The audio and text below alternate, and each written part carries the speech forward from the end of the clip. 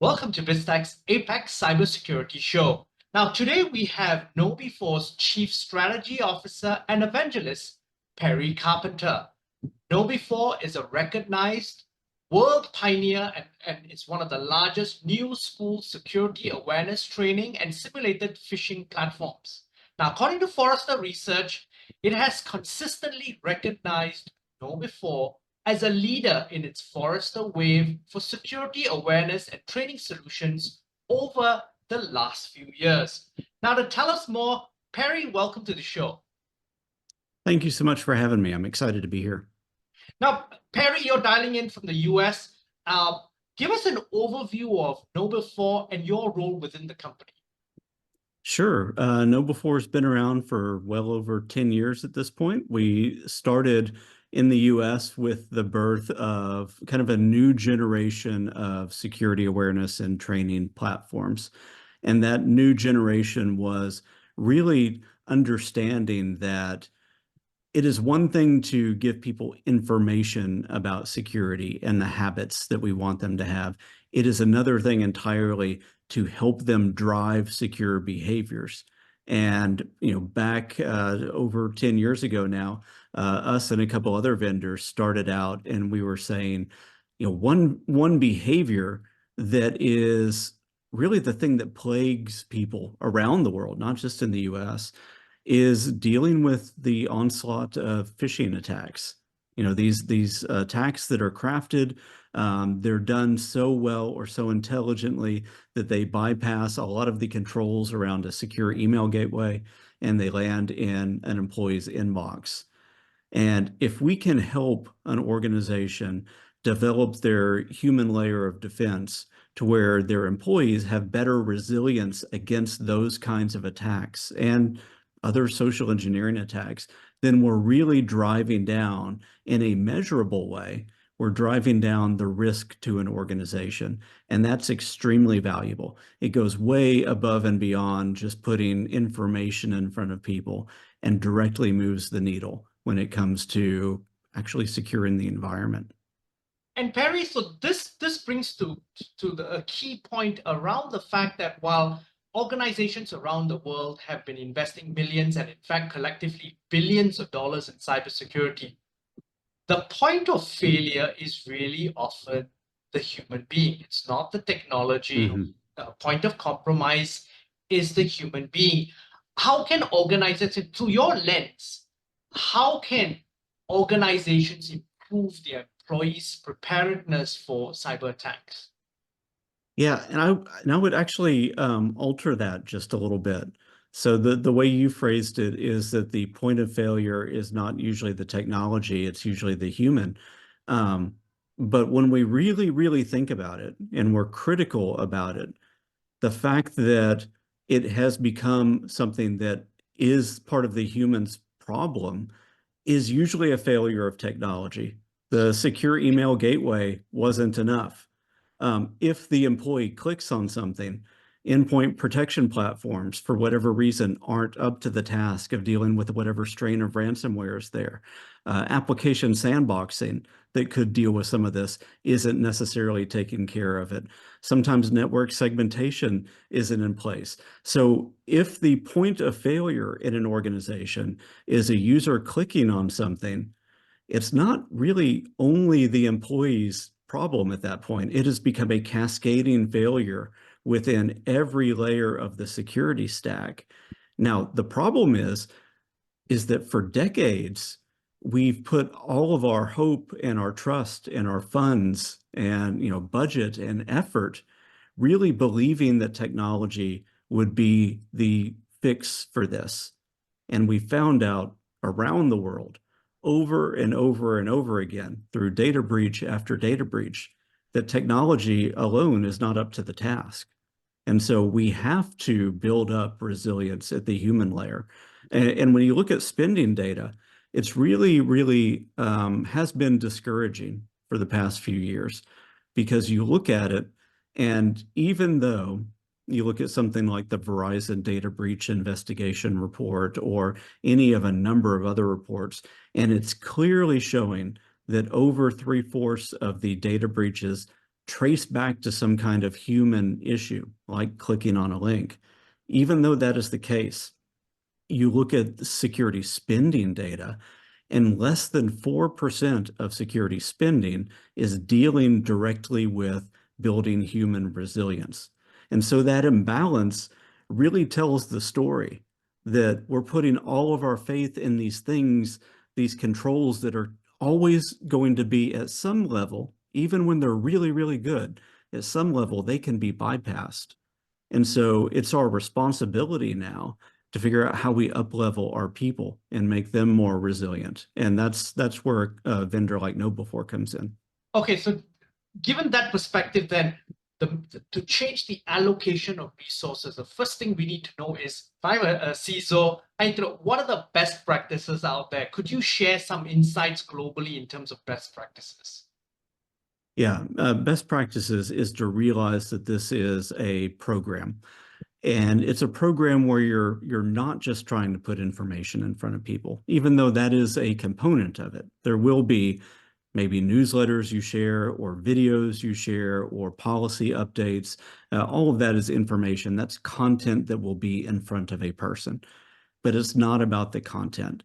It is about continually exposing your people to the right information at the right time, but then also augmenting that and supplementing that with things directly geared towards changing the behavior and driving a security conscious culture within the organization.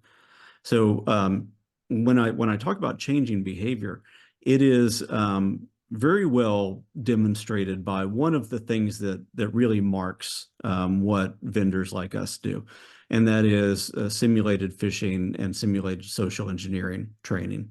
So sending an employee a simulated phish, giving them the chance to either report that and show that they have a positive security behavior and they're contributing to the resilience of the organization, or to accidentally click on that and have the chance to fail safely in a way that is controlled, in a way that does not cause harm to the organization, and where you can, with the right messaging behind that, redirect them to a moment of learning so that they can figure out what they could have possibly done differently, why they were maybe mentally or psychologically in a place where that worked on them, and how they can change their behavior. It also gives the administrators to these programs deep insight into the behavior patterns of their employees so that they can start to say, oh, people within this department do really well. They have a high level of resilience, but people within another department, something may be missing there. Maybe we're not giving them the right information, or maybe they're overly stressed, or they don't have the right tools in front of them to be able to deal with the things that they need to deal with. And so it becomes more of a holistic conversation about not only the tools and the technology, but the employee well-being, and realizing that the human sits within an ecosystem of tools and technology. And of course, we always talk about people, process, and technology. And we really start to then unpack where that person sits within that bit of technology and the set of processes around them, and where we need to upskill the person, where we might need to change or alter some of our technology, and where we may need to do the same with processes. Now, Barry, this brings to also a bigger question, particularly perhaps not in as mature market as the US, but in some other regions across the world. It's and referring to your people, process, and technology. It's really about being prepared and simulating stuff, isn't it? And doing drills. What a lot of organizations in, and I'll use Southeast Asia as an example, do is they've front-ended and invested a lot in the technology. They've done some training for their people in terms of key, what I put air quotes, cybersecurity training. But really what they've not done, which is starting to happen in mature markets that perhaps like Singapore, is really putting the organization through regular drills to make sure that they're exactly ready when something actually goes wrong, or Absolutely. prevent that. Could you give us some insights into perhaps globally some of the things that are happening in this space? Yeah, so one of the things that really shows, very clearly what you were just talking about is we do a report every year called the Phishing by Industry Benchmark Report. And that shows for the different simulated phishing tests that we send out around the world, because we are the largest. So we have over 65,000 customers globally, and we're growing that representation across several different regions around the world as well. And so what we're able to do then with that number of organizations that we have as clients, and of course the millions and millions of employees that are part of these programs, which equates to millions or billions and billions of simulated phishing emails that we send every year, we're able to really get a lens into the ways that organizations are running these kinds of programs from industry to industry, from region to region, from large industry to medium industry to small business, and so on, and do some interesting comparisons. And the interesting thing that comes out of that is that regardless of region, regardless of industry, and regardless of size, there's variations between all of these. But the one thing that is consistent is that organizations and programs that do simulated phishing or focus on any behavior, really, if I were to generalize this, but this is borne out in this data specifically, the more frequently you do simulated social engineering testing in the form of phishing, the better your results become. And so we measure this thing called phish-prone percentage, which is the likelihood at any given time that somebody will click on a simulated link, because simulated links are what we're testing in this. It's harder to test the real thing. But what we find is that for an organization that's not been doing this, almost around the world, the baseline for an organization that hasn't done it is when you send the first one, between 35 and just over 50% of people in the organization will click on that. So that means that, 3 to 5 to 6 out of 10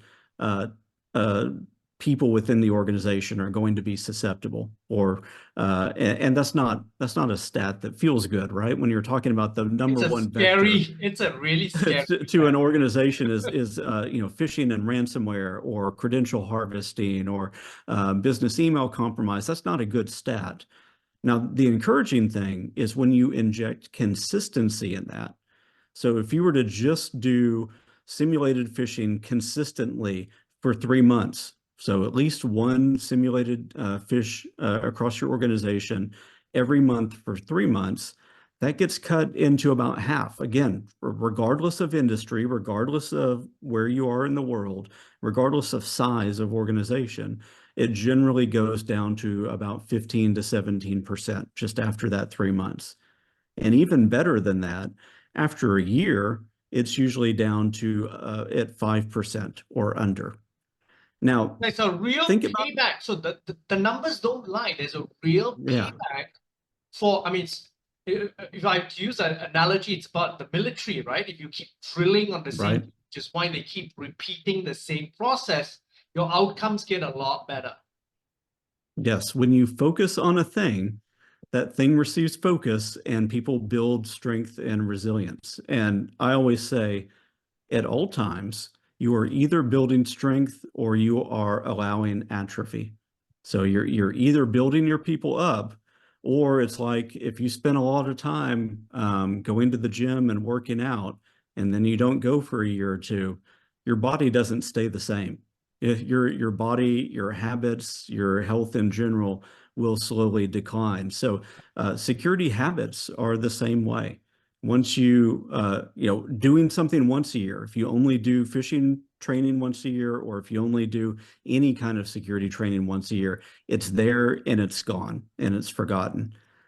If you want to drive a behavior, it requires consistency. You're trying to build muscle memory and strength. And the failure that we've had as an industry in the security side of things is not realizing that security behaviors follow the laws of basic physics and strength. Now, Perry, within second quarter of 2024, what are some of the key trends that you're seeing in cybersecurity globally? Yeah, some of these haven't changed all that much. Security leaders for quite a while now, almost a decade, have been really worried about the onslaught of ransomware. And we're seeing more and more of that as well. And I don't think that the pandemic really helped that at all, right? All it did was start to fuel even more innovation, fuel more social isolation, fuel more desperation, and economic hardship, all the things that make criminal organizations thrive. And so we've seen more ransomware.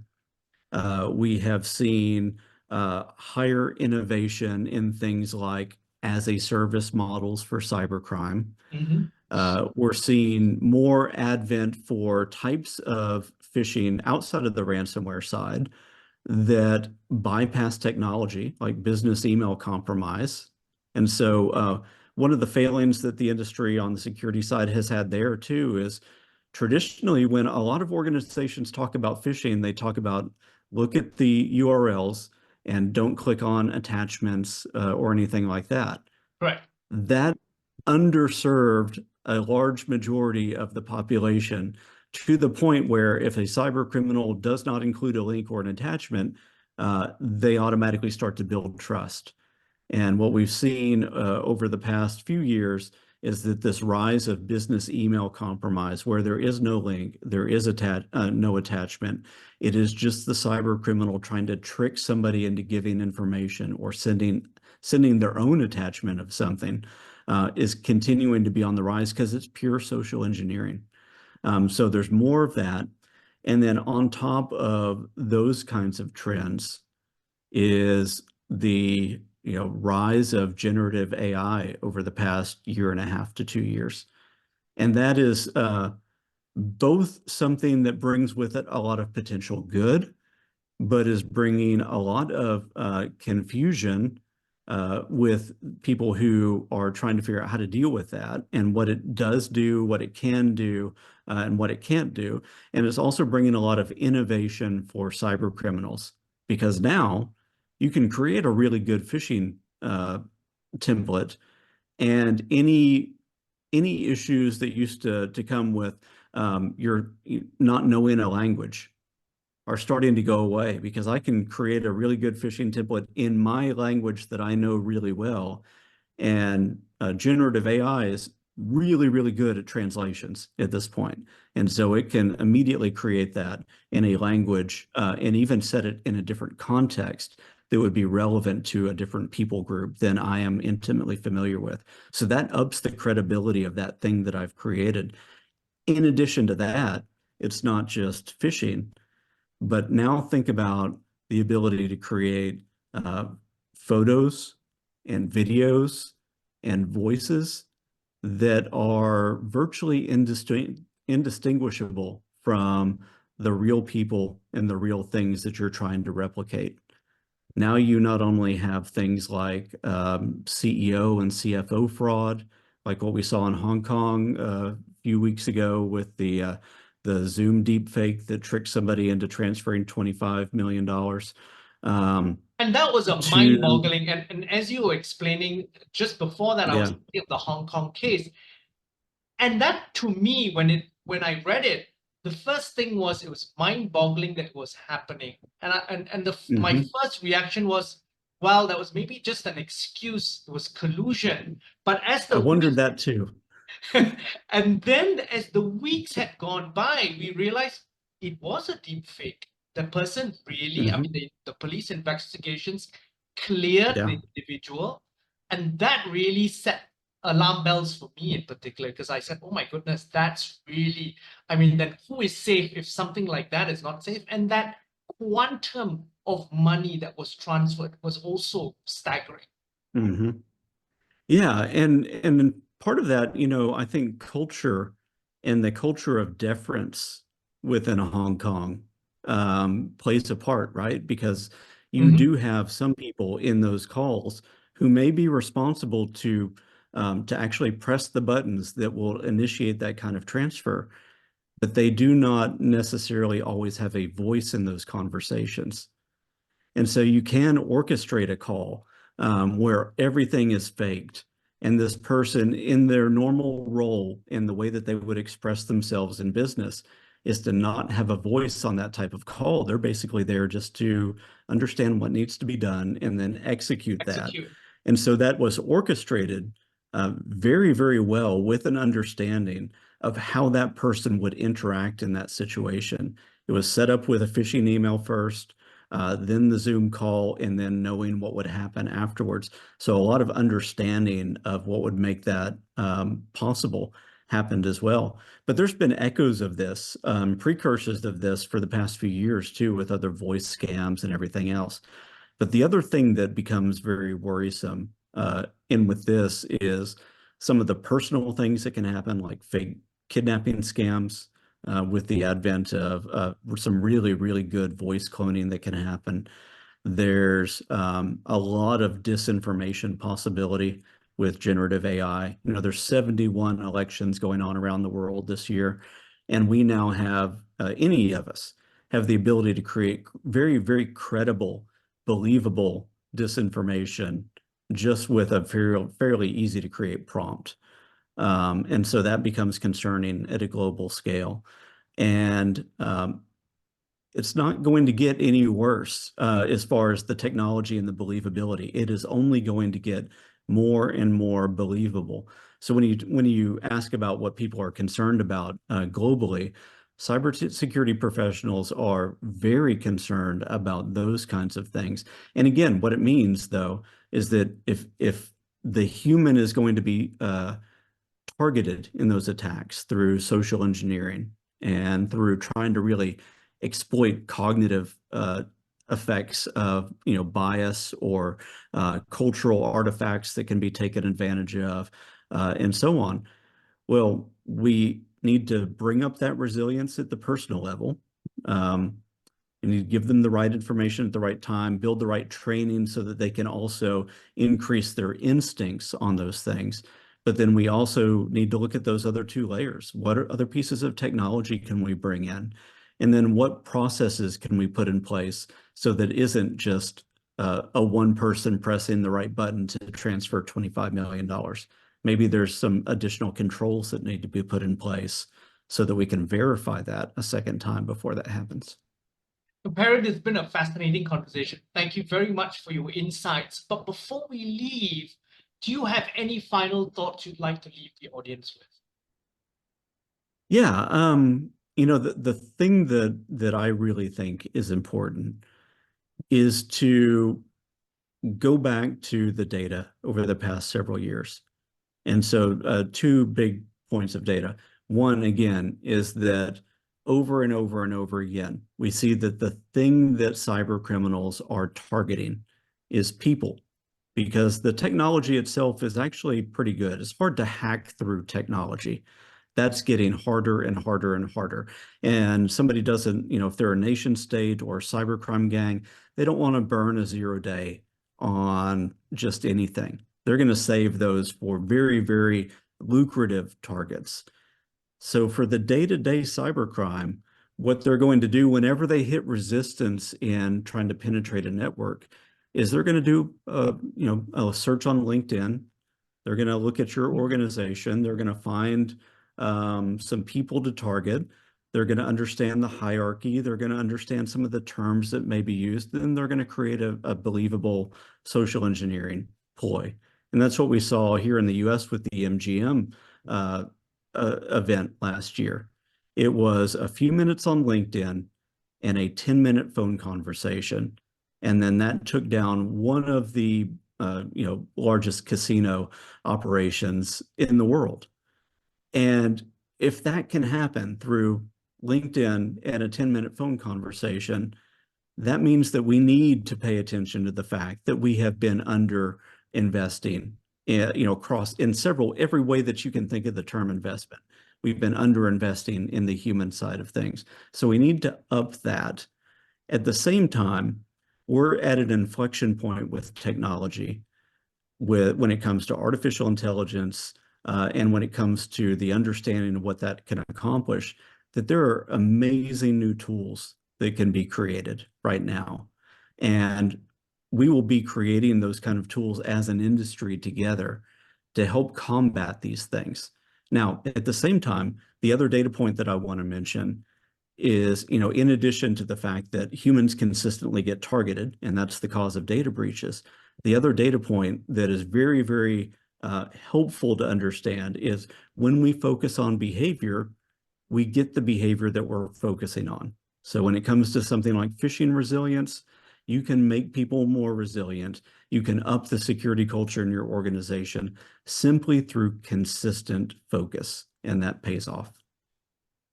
Perry, thank you very much for taking your time to be on the show. Thank you. Now, we've been speaking with Perry Carpenter, the Chief Evangelist and Strategy Officer at KnowBe4.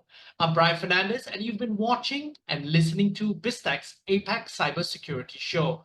This interview will be on our website, www.biztech.asia, as well as our syndication partners, TV stations, radio stations, and websites.